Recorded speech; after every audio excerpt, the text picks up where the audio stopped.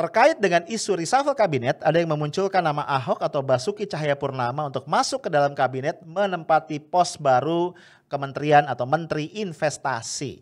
Pertanyaannya, kalau Ahok akan naik kelas menjadi menteri, prestasi apa yang sudah dia cetak sebagai komut Pertamina? Yang jelas ketika Ahok menjadi komut di semester pertama 2020, Pertamina mencatat kerugian 11 triliun dan juga terjadi kebakaran kilang Balongan.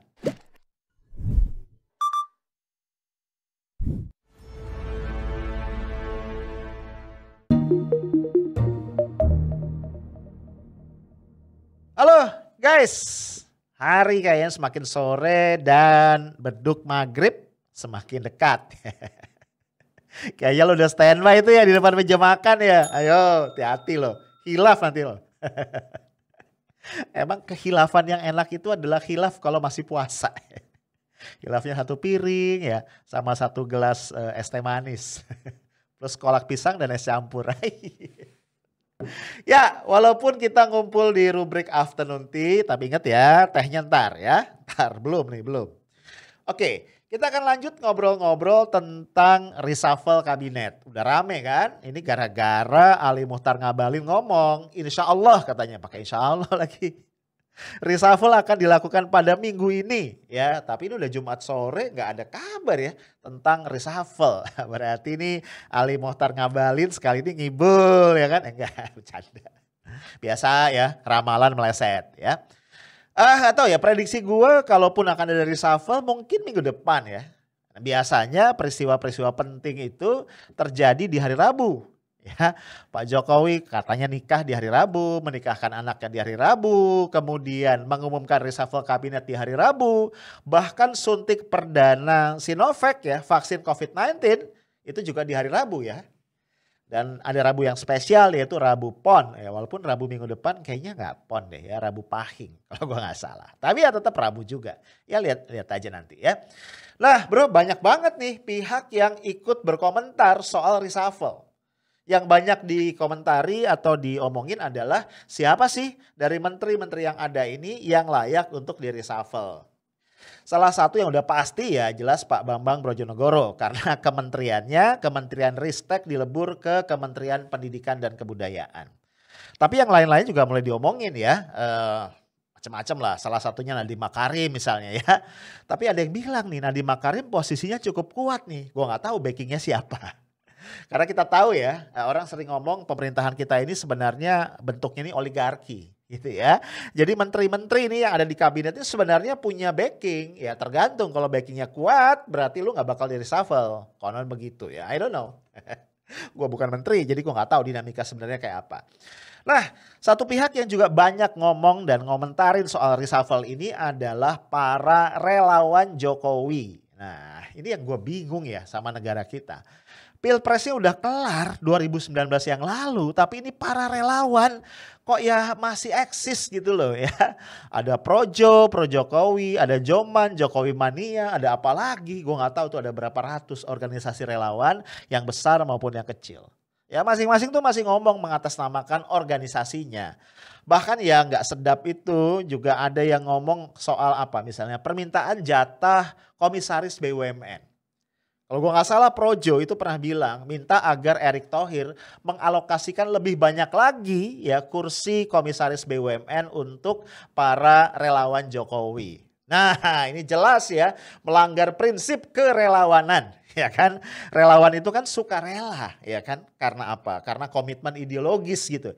Ya kalau minta bayaran di belakang bukan relawan namanya, itu pengijon. Ini gua bantu lo tapi ntar di belakang lo bayar gua ya, bayarnya apa? Kursi komisaris. Kacau ya. Dan yang gini-gini nih yang akhirnya membuat penunjukan pejabat-pejabat publik tadi ya, pimpinan BUMN terutama komisaris itu tidak mengikuti meritokrasi ya, tidak bicara berbasis kompetensi. Ya dampaknya ada ya, gua bahas kan, nih lu lihat lagi thumbnailnya di podcast gua. Ada aja tuh ya komisaris dari satu BUMN ngurusin lah daftar penceramah, ngomong radikal, sementara BUMN-nya rugi. Kacau ya, kacau. Oke, kita balik lagi ngomongin reshuffle. ini ada relawan, ketua relawan Joman ya, Jokowi Mania, kayak Jack Mania ya. Kalau Jack Mania ini apa supporter sepak bola. Persija ya, Persija. Nah, Emmanuel Ebenezer mengatakan ada sekitar 5 menteri yang menurut dia ini harus wajib kudu ya di reshuffle. Kenapa? Karena kinerjanya nggak bagus dan ada yang sering menjerumuskan Pak Jokowi di dalam politik. Lah, gue juga bingung ya, emang Pak Jokowi anak kecil gitu bisa dijerumuskan dengan gampang. Kalau kita lihat ya nama-nama yang dia sebut, satu yang gue ingat adalah Pak Pratikno. Pratikno ini adalah Menteri Sekretaris Negara. Kemudian Johnny G. Plate, Menkom Info. Kemudian Muhammad Lutfi, Menteri Perdagangan.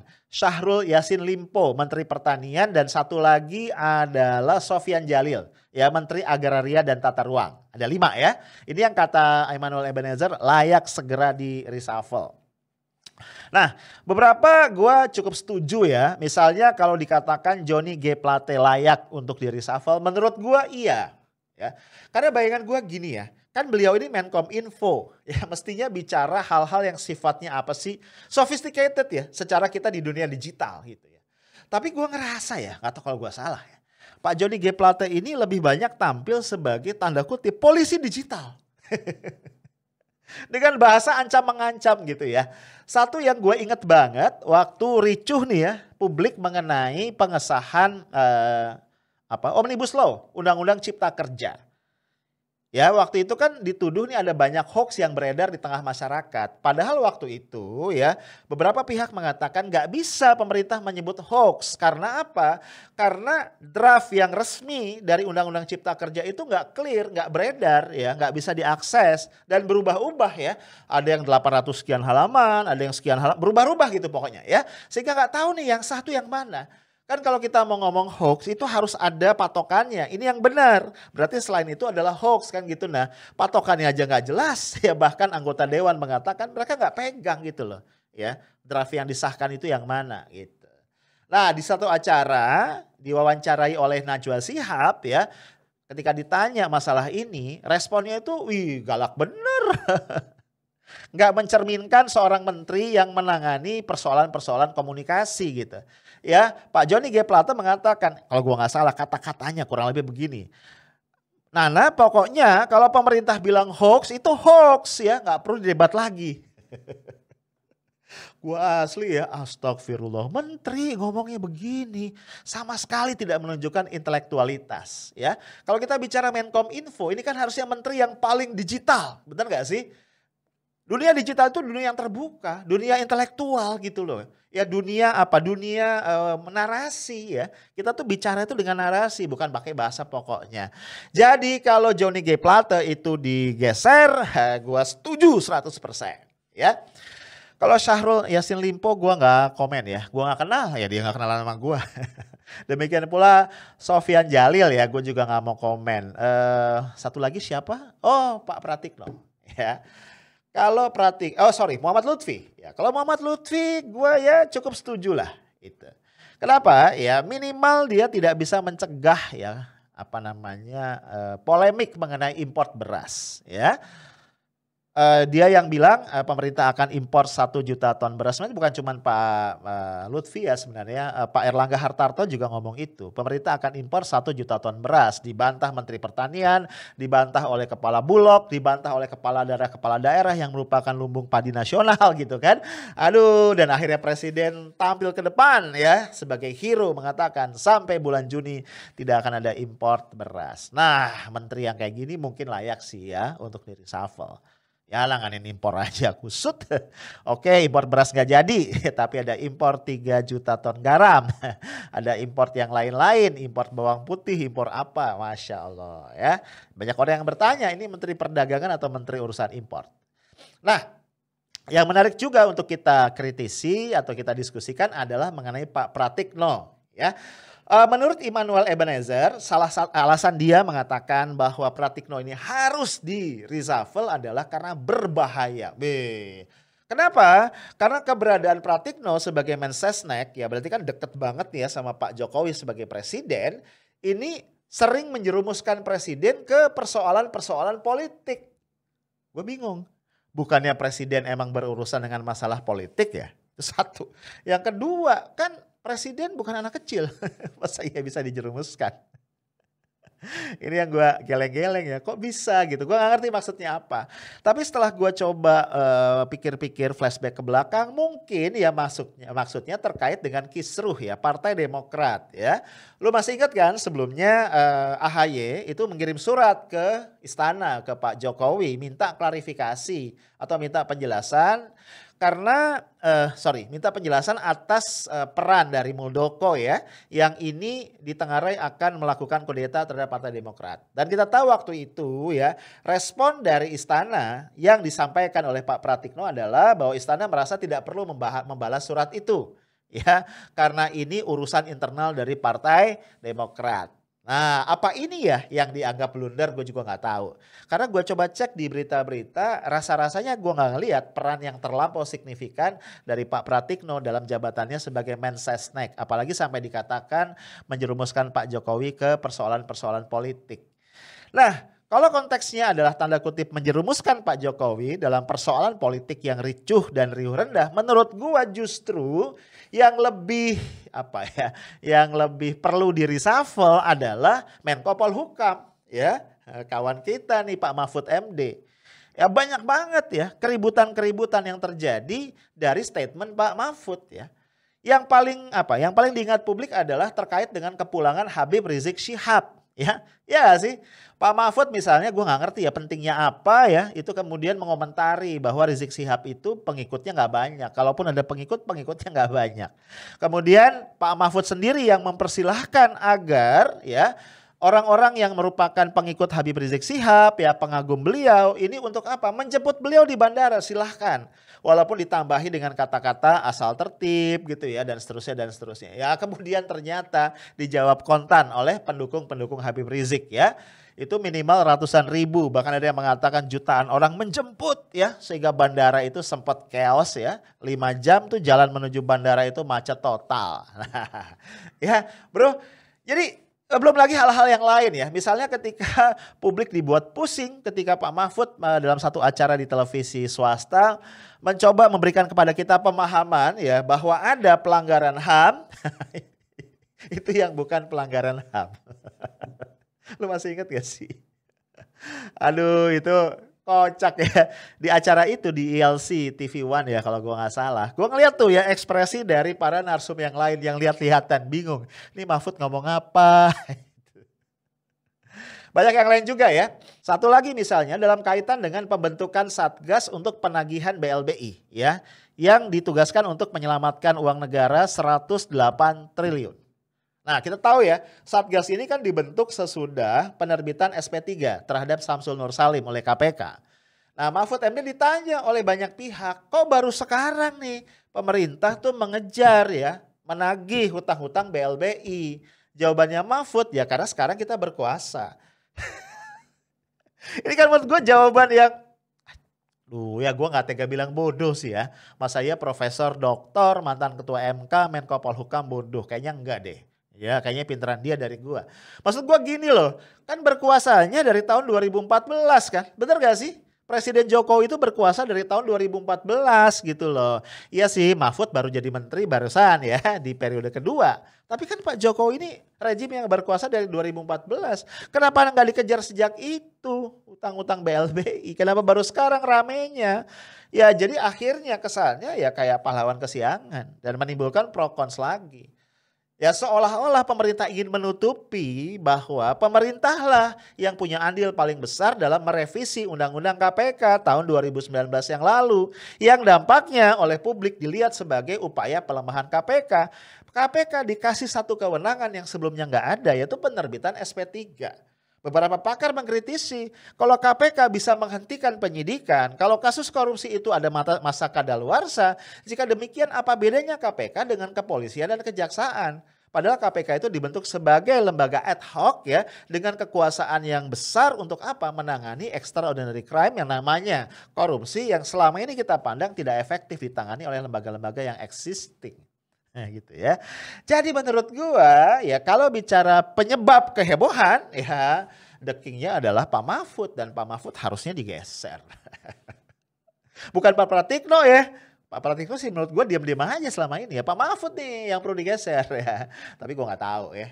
Nah guys, ada juga nih ya Fadli Harahap. Dia ini adalah Direktur Eksekutif dari Sudut Demokrasi Riset Analisis. Singkatannya aneh banget, Sudra.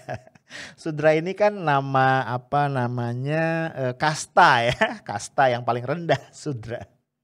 Nah, Fadli mengatakan salah satu sosok di luar kabinet yang layak untuk jadi menteri adalah Ahok alias Basuki Cahayapurnama. Dan menurut Fadli, pos yang cocok adalah Menteri Investasi.